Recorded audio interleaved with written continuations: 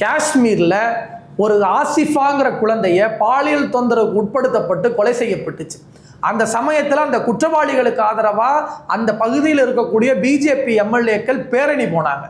இதை கண்டித்து அந்த குழந்தையினுடைய அந்த இறப்பை கண்டித்து நாடு முழுவதும் போராட்டம் மிகப்பெரிய அளவில் நடைபெற்றுச்சு. நான் என்ன கேட்குறேன், இந்த இடத்துல அரசியல் கட்சியை விட்டுருங்க, உங்களுடைய தத்துவங்களை எல்லாம் விட்டுருங்க.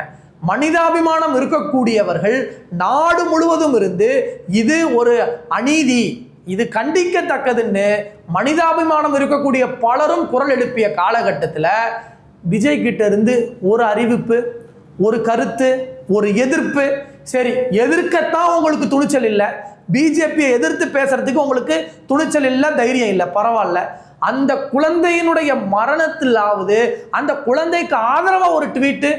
இன்னைக்கு அரசியல் களத்திற்கு வந்து மக்களின் வாக்குகளை வாங்கணும்னு நினைக்கிற நீங்க, ஒரு பாலியல் தொந்தரவுக்கு உட்படுத்தப்பட்டு ஒரு குழந்தை இறந்து போயிருக்கு, நாடே அந்த குழந்தைக்காக கண்ணீர் வடிக்கிற போது உங்க கிட்ட இருந்து ஒரு சின்ன அறிக்கை கூட வரலையேங்கும் போது நீங்க எப்படிப்பட்ட நபருங்கிறது, பிஜேபி என்ன சொல்லுகிறதோ, பிஜேபி யார் பக்கம் நிற்கிறதோ அந்த பக்கம் நிற்கக்கூடிய விஜய்ங்கிறது வெட்ட வெளிச்சமா இந்த சம்பவத்துல நமக்கு தெரியலையா?